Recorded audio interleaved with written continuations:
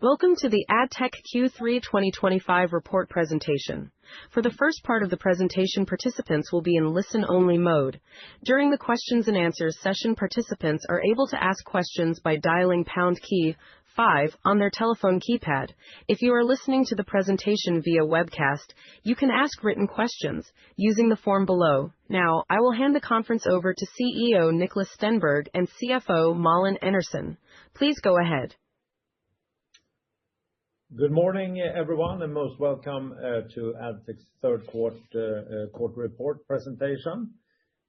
We will use approximately 20 minutes to summarize and give our comments on the result, and then followed by a Q&A session. Before we dig into that, a very quick summary of the key fundamentals of Addtech. We are a group of plus 150 independent and strictly decentralized companies in 20 countries with a clear business-to-business offering. We operate now in 6 business areas, all with clear strategies and value propositions centered around niche products and solutions, primarily to manufacturing and infrastructure sectors. Since this is the first quarter according to the new organization, I will come back with a few comments to that a bit later. We have a dual growth engine. Our focus is to develop and grow our businesses organically, together with our entrepreneurs running the daily operations, and then complement the strategic niches with acquiring leading niche companies with a strong offering, and we fund our growth by own cash flow. Size-wise, we have a turnover of approximately 22 billion SEK and run the operations with an EBITDA margin around 15%,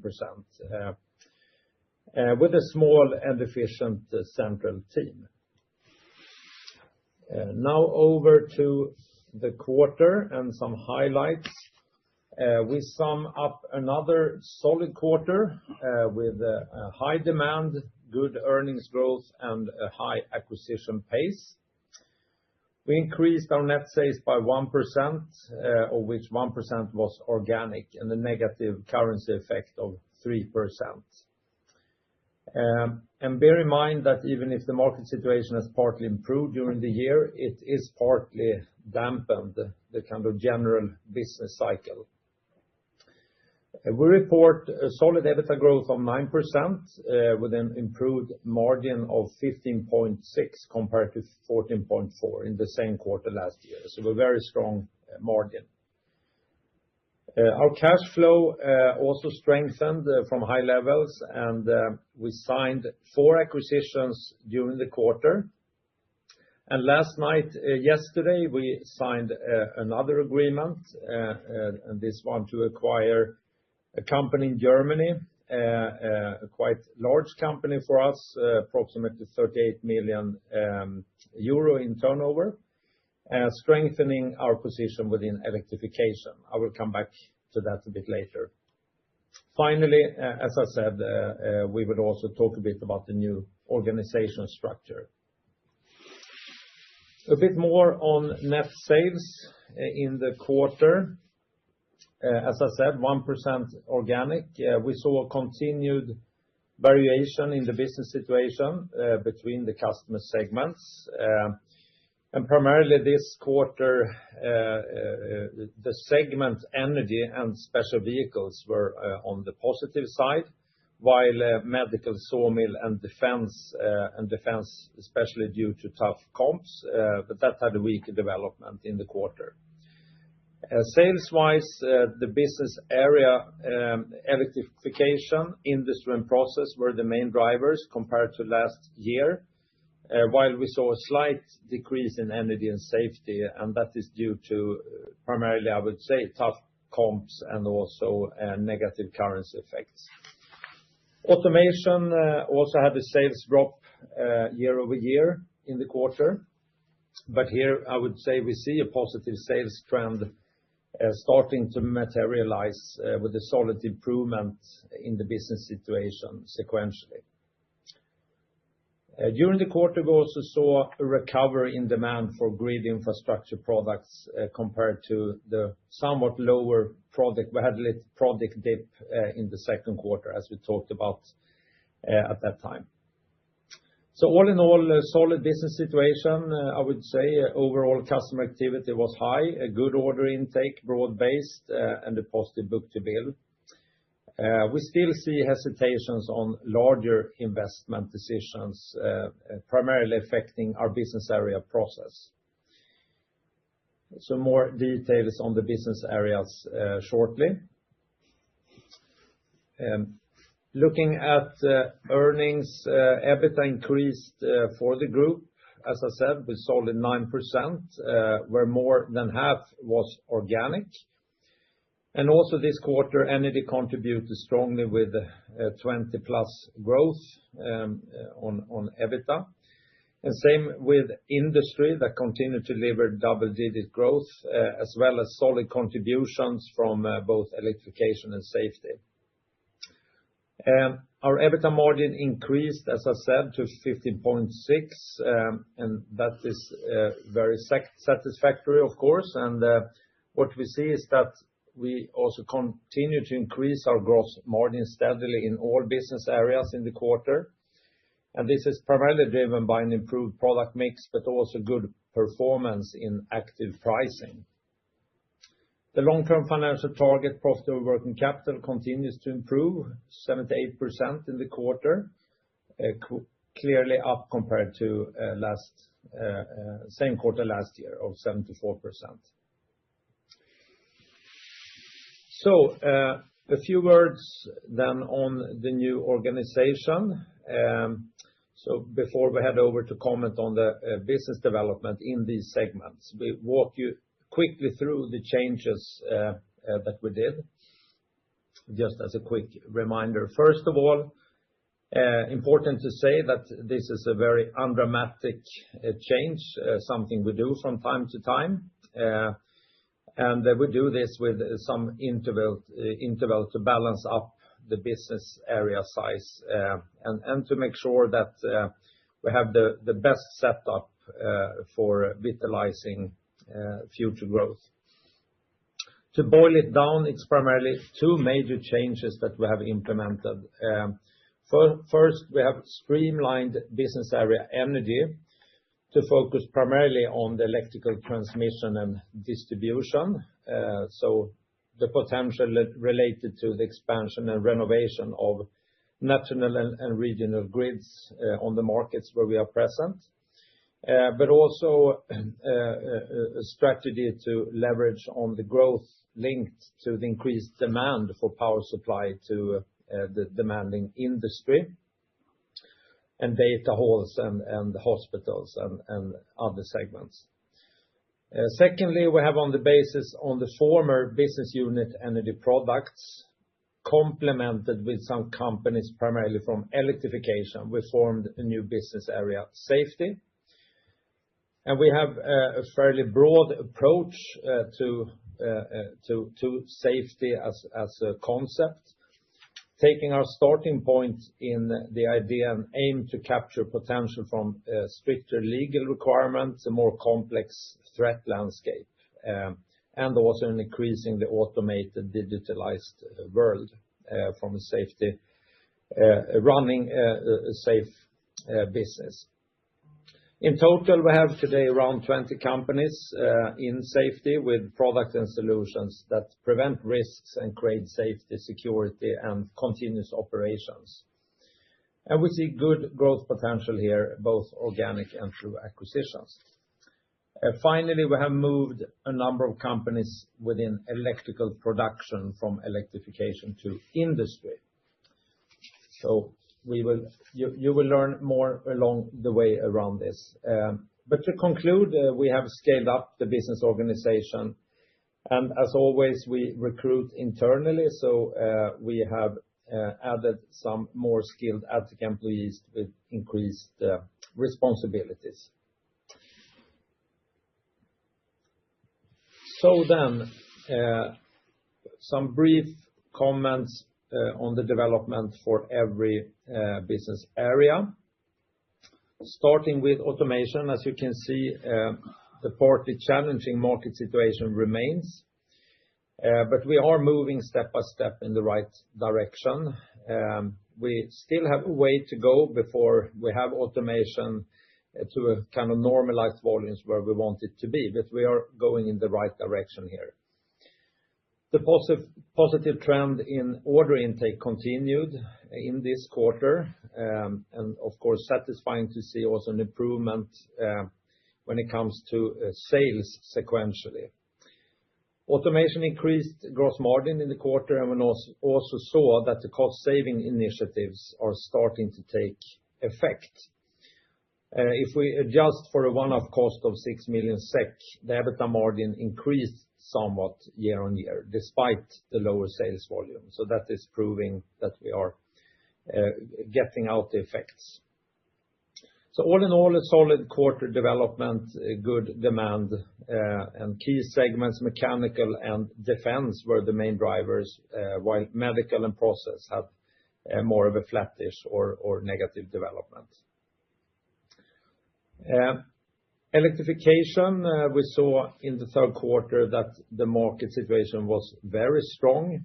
We saw good demand and solid order intake in all key segments, such as electronics, energy, special vehicles, and medical industry.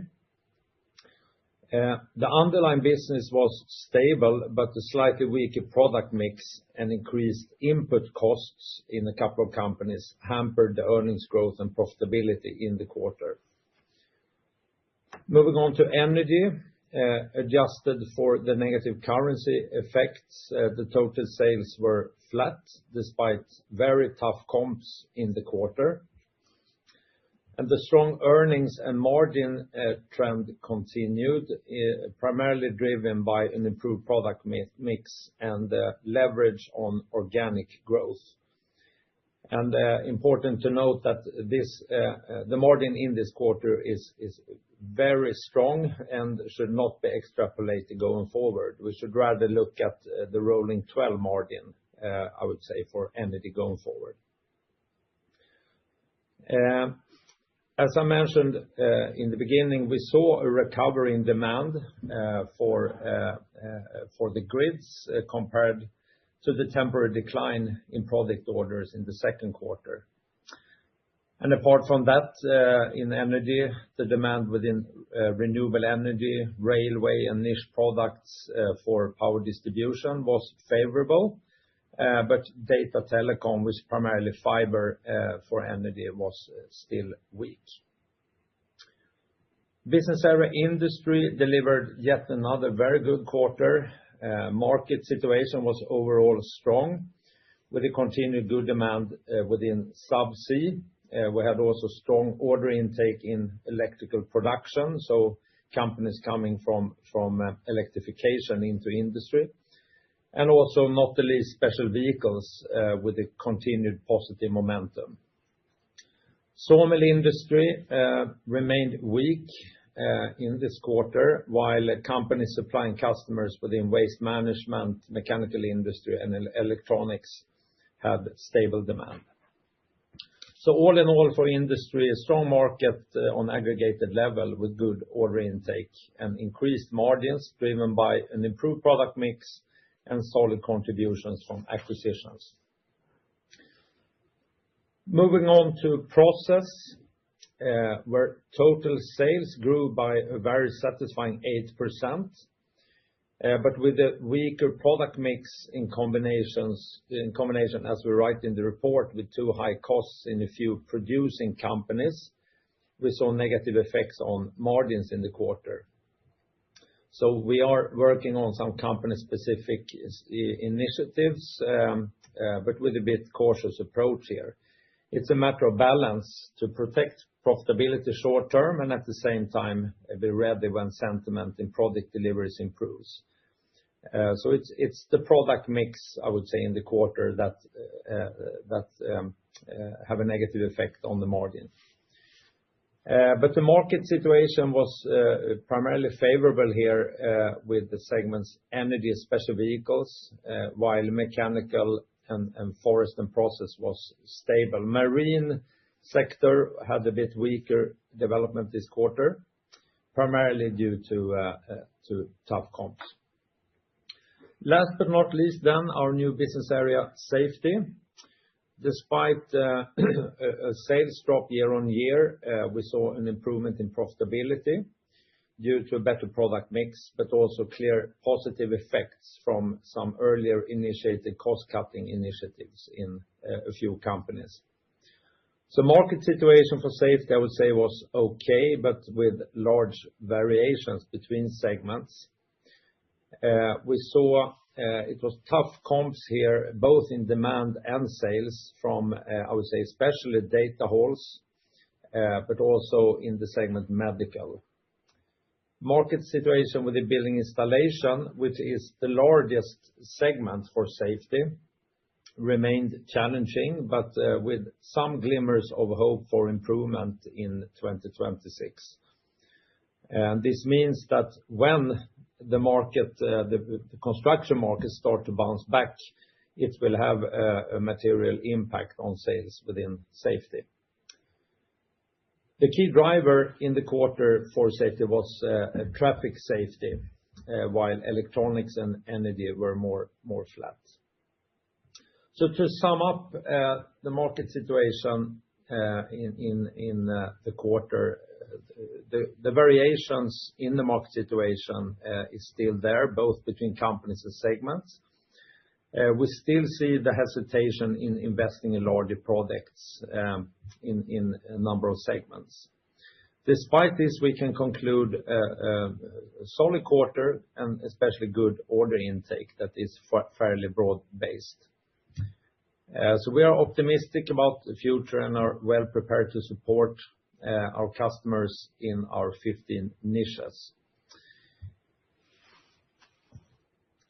And before I hand over to Malin to dig a bit deeper on the result, some short comments about the period. So when summarizing the three quarters, we have already concluded that despite the partly challenging market, we have continued to grow steadily. And despite headwinds from currency, total net sales are up 5%, of which 2% organic. So organic growth in every quarter. And overarching customer activity and order intake has been good throughout the period. And I would say this is, as I usually say, the utmost proof of the strength of the Addtech model of running a large portfolio, that we can have this outcome even in a bit dampened markets.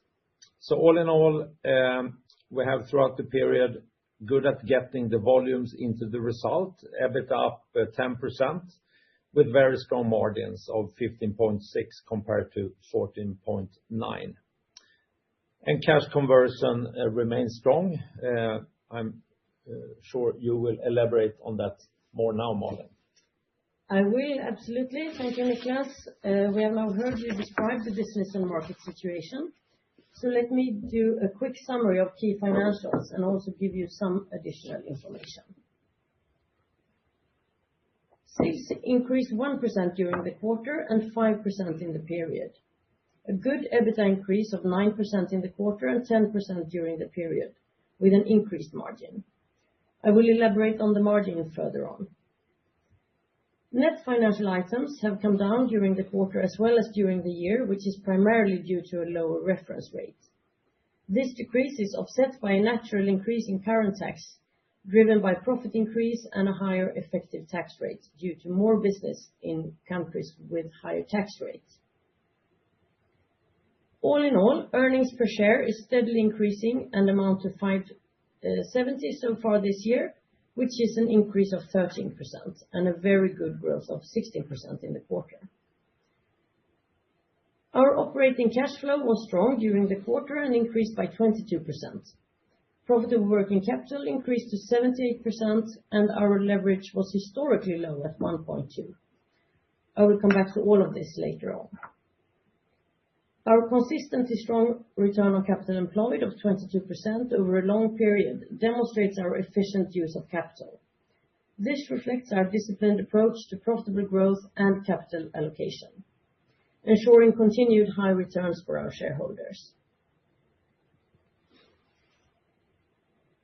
As Niklas commented, our EBITDA grew and the profit margin improved compared to last year.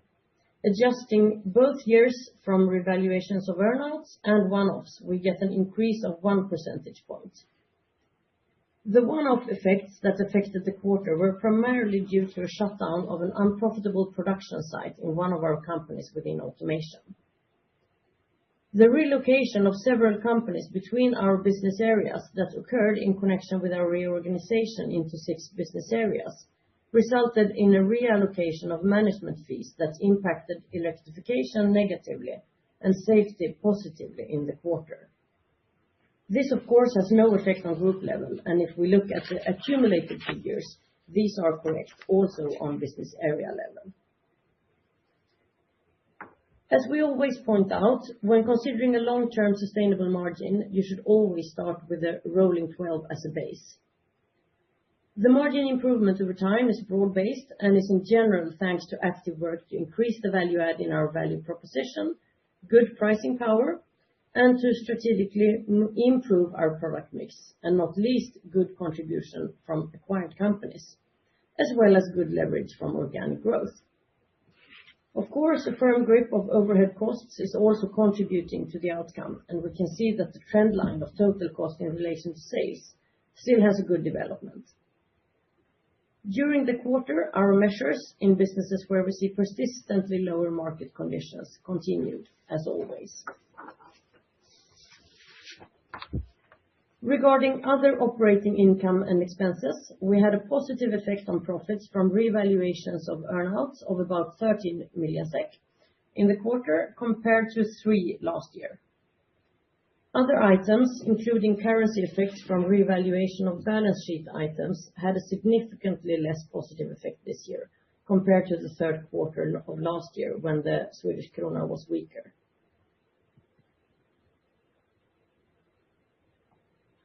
Our cash flow from operating activities was strong during the quarter, strengthened by higher earnings and positive working capital development.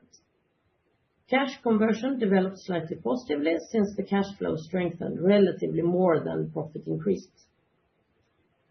Total working capital and inventory continued to decrease organically, and our long-term target profitable working capital continued to improve and reached 78% in the quarter. The inventory value remains at satisfactory levels in relation to the order backlog and sales, and decreased somewhat during the quarter. Our financial position strengthened further during the quarter, and our gearing and leverage reduced from already low levels, thanks to good cash flow and that net debt was lower than last year. Our strong balance sheet gives us plenty of room to maneuver according to our growth strategy and invest in attractive acquisitions, which I believe you will talk more about right now, Niklas, right? Yes, exactly. And as expected, we have paced up acquisitions during the quarter. So 4 companies in attractive niches signed during the quarter, and all 4 of them were completed in the beginning of January. And we have also started the new quarter strongly with another acquisition signed, as I said yesterday. And the German company Ramme is a leading manufacturer of electric motors, primarily for maritime electrification. So a well-managed niche player with a strong offering under its own brand in an area with structural underlying growth. So I'm very proud to welcome them to the Addtech group. In total, this means that we have added 8 new companies to the group during the fiscal year, adding almost 1.5 billion SEK in revenue with the creative margins and welcoming close to 400 new employees to the group. Looking ahead, we have a positive view of the acquisition market. There are plenty of opportunities in our niches. Our pipeline is well filled, and we continue to grow it with high-performing companies in all business areas and on our different niches. So bottom line, giving our strong finances, as Malin just pointed out, and the well-filled pipeline, we expect to continue to acquire in a good pace, also continuing in 2026. So to summarize, solid quarter, continuous strong demand, high pace of acquisitions, and good earnings growth.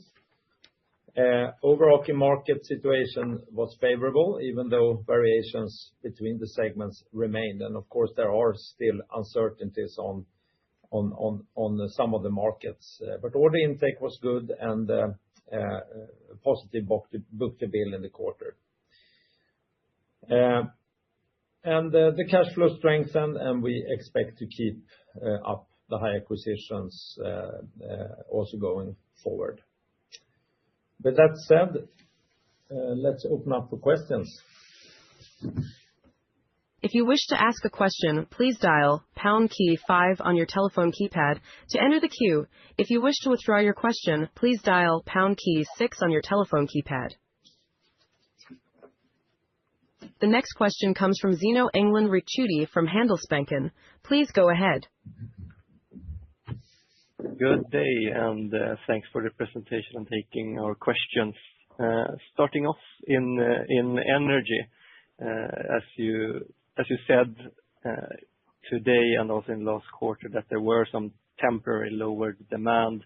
Now that you've seen that come in, how do you look on the possibility to convert them when it comes to, is it this quarter or the upcoming one? Yes. Hi, Zino. Yeah, so as I'm sure I said last quarter, it's usually, I mean, we convert. It differs in the different projects, but usually it is a couple of quarters before we convert order into sales here. So I mean, the fourth quarter here will likely be a little bit affected by the lower demand during the second quarter. Even though, yeah, we can see that it's now running on a good level, but it might have some effect on the coming quarter. But it looks good when we then enter into the coming year. Very clear. And to the margin side, you said that a good starting point is the rolling 12 months, but I would also like to hear about how much is pricing and how much is mix in the energy segment. I mean, it is both, but I would say it's primarily a mix effect. And the very strong margin this quarter is thanks to very strong deliveries in a couple of companies, giving a very high leverage on that sale. So it's primarily a mix, but there are also a number of companies where we've been working on increasing price. So it's a mix. And how efficient would you say that the segment is? Of course, they've increased the margins significantly, but it doesn't look like the demand in the longer term, so to say, is fading away. How do you view the long-term potential in the margin for energy?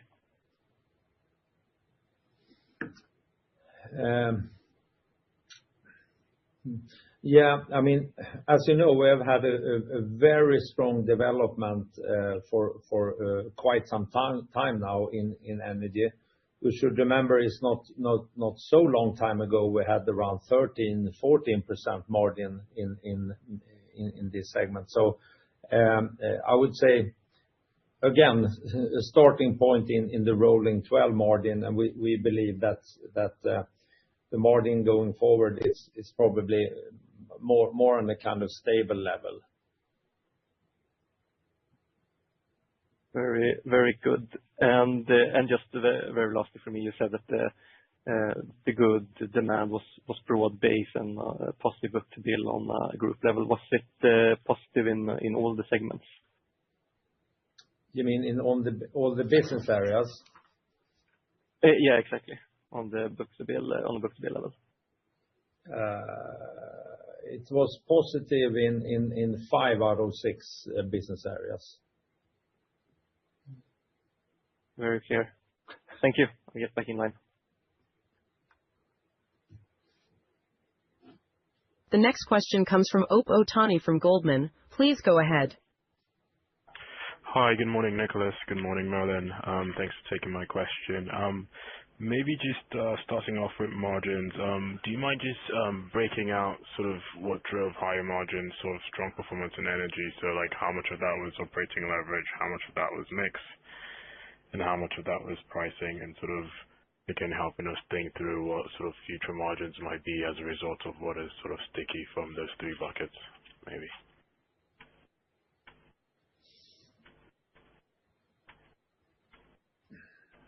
Yeah. It's actually quite difficult to give a very clear view there. I understand what you are after, of course, here, but I mean, it's a number of companies contributing here. I mean, we are increasing the gross margin quite a lot here in the quarter, and that is partly pricing, but it's also partly due to good leverage on producing companies. So yeah, I don't know. Yeah, it's difficult to give actually a clear picture. I don't know if you have any. I think that the boost sort of that we see here is, I mean, it's mainly a product mix, and also, I mean, in combination with very good leverage on certain projects. So I would say that the mix is the vast majority of this increase. And then also, of course, the leverage of this mix. So the price effect, absolutely, as you said, it's there, but it's rather the mix of projects going out. Yeah, exactly. And that we will also see going forward. It will vary because of the kind of projects and the size of the projects and the kind of timing effect of that. So it will most likely vary a little bit also going ahead. Okay. No, thanks. That's very helpful and very clear. Maybe just on safety, given it's the first quarter, you're reporting it separately. So 3 questions there. Do you mind just helping us understand, and I appreciate you kind of went through this in a bit of detail earlier, sort of near-term growth, and then sort of the long-term, what sort of normalized long-term growth there, and then how you're thinking of M&A opportunities within the space?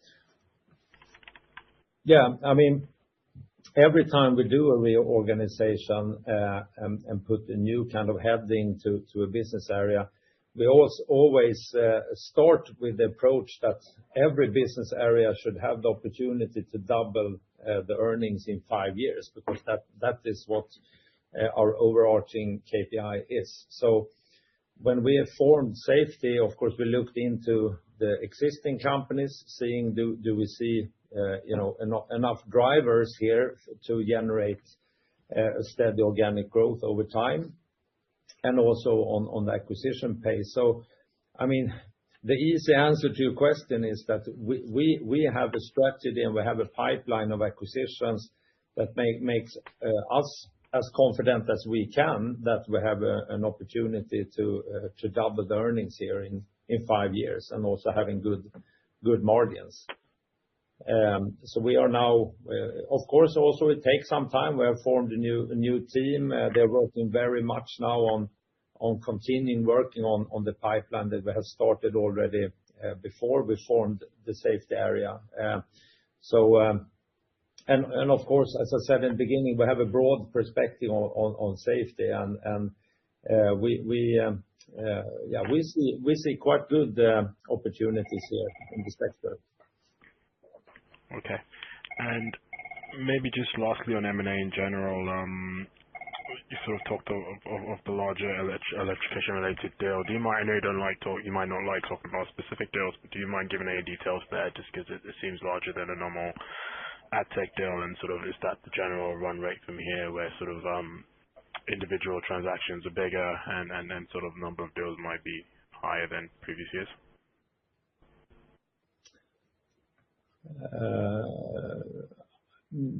Well, I'm not sure I understood your question on the first. I mean, if you had some questions on the acquisition we made yesterday. I mean, as you said, it is a little bit bigger than a normal kind of size acquisition for us. It happens every once in a while that we make a little bit bigger acquisition, and that's is always running down to is the company fitting into our strategy? Do they have a setup and an efficient business model, and also that the culture-wise fits? Then it's not a problem for us to buy a little bit bigger company. And we believe that Ramu is fitting very, very well into the electrification strategy. And we see a lot of good opportunities to collaborate also with other companies that we already have here. Looking at the pace going forward, I mean, again, pretty much the same answer I said on safety. I mean, we have our growth strategy, where half of the growth should come from on earnings should come from M&A, and that is the plan going forward. Of course, we have right now a very strong balance sheet and a good pipeline. So, but it's like I always say, it's acquisitions. In our way of looking at acquisitions, it's not linear. Sometimes it's a bit higher pace, sometimes a bit lower. But I mean, our plan is always to deliver according to our growth strategy. So that's the plan also going ahead. It might be that we have a little bit higher pace, but it's we cannot really say that. Okay, no, that's very helpful and clear. Thanks very much. Thank you. The next question comes from Carl Ragnerstam from Nordea. Please go ahead. Good morning, it's Carl from Nordea. A couple of questions on my side as well. In automation, I mean, it's good to see that margins are improving despite the sluggish volumes. Did we in the quarter see the full effect of the restructuring measures, or is it more to come? And also secondly, would you say that it is only volumes left to sort of elevate the margins from roughly the current level? Yes. Hi, Carl. We don't see the full effect yet of the measures we have taken. I believe going into the next year, it's more likely that we see the full effect of that. And margin improvements from now, I mean, as Malin mentioned, we did one restructuring measure also this quarter in automation. You should never say that we are, we are never, exactly this is work that is ongoing. But basically, I would say we have done quite a lot of things now in automation. Now it is the volume that will primarily drive margins going forward. Okay, that is very clear. And in electrification, you mentioned that some companies were impacted by input costs. Will they ease as of Q4, or how does that mechanism work?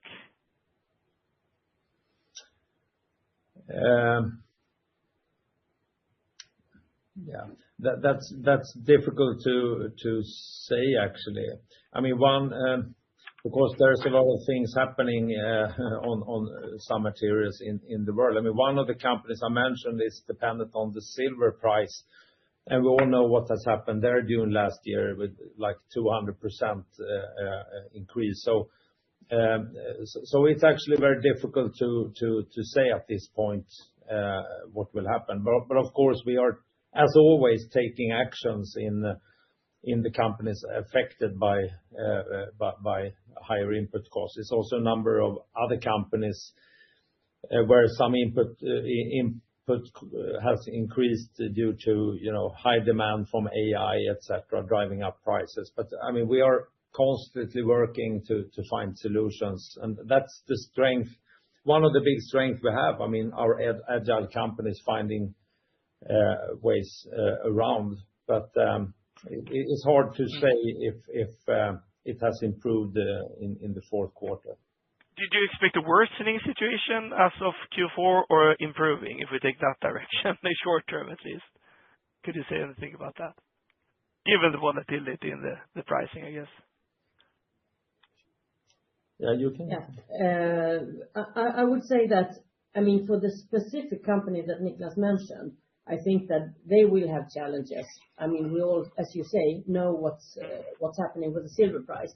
But then if that will come through on business area level or on group level, it's very hard to say. But I mean, the specific company will absolutely have challenges short term due to silver prices. I think that we can expect. Okay. But probably it will not be essential on even business area level. Yeah, I agree.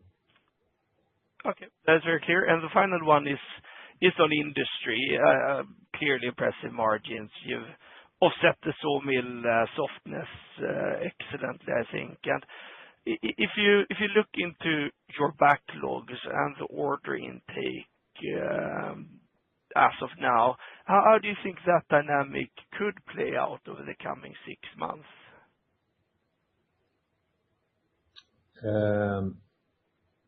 Do you mean on margin or? On margin, sorry, because you're seeing a quite good margin, right? Despite sawmills having a tough time. You talk about subsea, for instance, and other segments helping out vehicles, special vehicles. Do you think they'll continue to be supportive to the margins here, and despite sort of sawmills being a tad weak? I mean, looking at the development in this year, and that, as you said, we've been able to very strongly offset the decrease in sawmill market. I mean, we still also in this quarter had a little positive effect on sawmill. We will have that also a little bit in the fourth quarter. We have the strong development in special vehicles. We see that continuing ahead. A good contribution from acquisitions will also continue as it looks at the moment. But of course, looking into the coming fiscal year, we have to see that the sawmill market is coming back. Otherwise, it will be difficult as it looks right now to keep the margins on this high level. We had exactly the same discussion a year ago, if you remember. I definitely do. Yeah. And at that time, we said that, well, we believe that we can offset by other things that we have clearly done. And that's, again, the big strength of Addtech, that we can find other pockets of growth to offset. But I mean, we would really like to see the sawmill market coming back. And we have a lot of projects in pipeline. It's not that it's not, it's a lot of activities and discussions with customers in different markets. It's just a hesitation to kind of pull the trigger. That's very clear. Thank you. Thank you. The next question comes from Karl Bokvist from ABG Sundal Collier. Please go ahead. Yeah, thank you. Good morning. The first one, just there on pricing, has it coincided with any kind of large number of new product initiatives, or more of a both bottom up, but perhaps top down communication to more actively counter cost and tariff, etc.? Hi, Karl. So what did you the start of your question again? Yeah, was it more related that perhaps a couple of companies in the group all launched new products, and therefore you had the ability to also charge higher pricing on them? That was the first part. Yeah. I mean, we are running, as you know, a big group of companies, and it's really a mix. Some companies that are moving into new products with other with other margins, and other companies just working very efficiently on increasing and working with the pricing strategy. We have during this year worked a little bit more intensively with price strategies in the number of companies, and that is absolutely giving effect. But how much that initiative is contributing and how much it's really relating to increase of own products, giving higher margins, I can't tell that actually. But yeah, so it's a bit of everything. Okay. And also, we talked a lot about energy, and we've also talked about automation. But in general now, when you think about, there might be some mix here and there, but for the divisions overall, which ones would you say are above or below trend in terms of margins when we look ahead? Yeah, I think it's obvious that automation margin is clearly below where it should be. Process also this quarter clearly below where they should be. Electrification, I would say a little bit the same in this quarter, where and as I mentioned, it was some specific things pushing down the margin there. Safety, I would say, it's a strong margin, but should be around this level, I would say. Energy and in industry, again, more looking at rolling 12. So looking ahead, maybe they are this quarter a little bit on the higher side.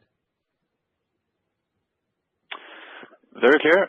And then the commentary you made on book-to-bill, was this being above 1, that is, was this valid both rolling 12 and or also for just this quarter?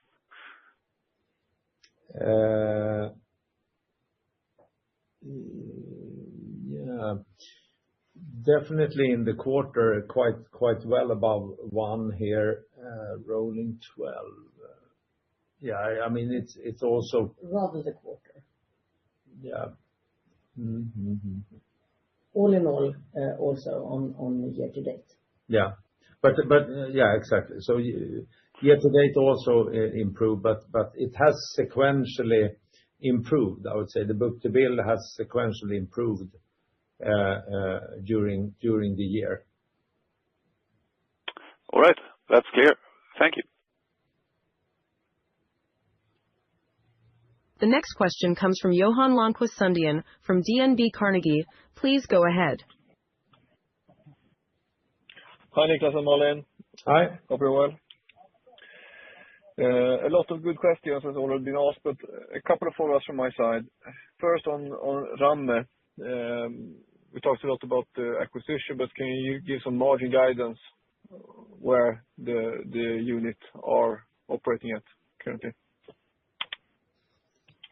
Yeah, I mean, it's a strong margin in this company. So, I mean, it's yeah, let's say around 20%. Excellent. And then you highlighted in the process segment, there's some elevated cost levels. Possible to give some more color on what niche that is having those type of problems, what you will do, and how long it will last, basically?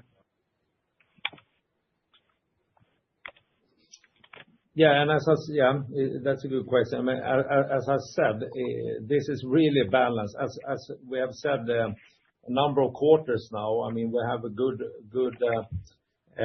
pipeline. We have a good order stock here. There's hesitation for customers here to kind of pull the trigger on investments. And which means that what we see in this quarter is a product mix. First of all, a couple of companies with a bit lower aftermarket service with high margin. That is one effect in this quarter, and that will most likely change ahead. But then we have a number of companies with a lot of the producing companies, and if they are not delivering out, of course, the cost level in those companies are too high, so to say. So this is we have initiatives in a number of companies, but how much that will affect and the timing of it, it's difficult to say at this point, because we also feel that when the kind of sentiment improves, we have a good position here. So it's a balance of protecting margins and being in the right position.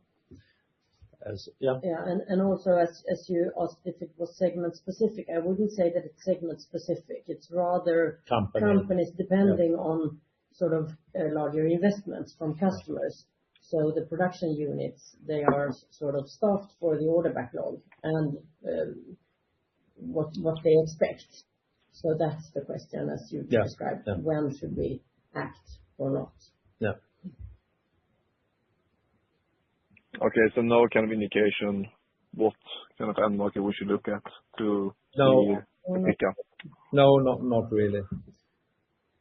And just a final question from my side. Oh, sorry, Niklas. No, I can just add, I would say I would not expect any drama here. When we talk on, we are always working on improving and working on, improving and securing profitability.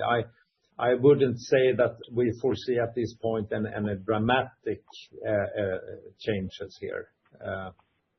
It's more working with some specific companies. And just another question on the automation business. We talked about that you closed down production unit with low profitability. What geography was that production unit present? Was it in the Nordics or in DACH or? In Finland. We have one company with two production units, and when analyzing that deeply, we realized that it makes much more sense to close down one part and focus on the other one, where we have much higher profitability. So.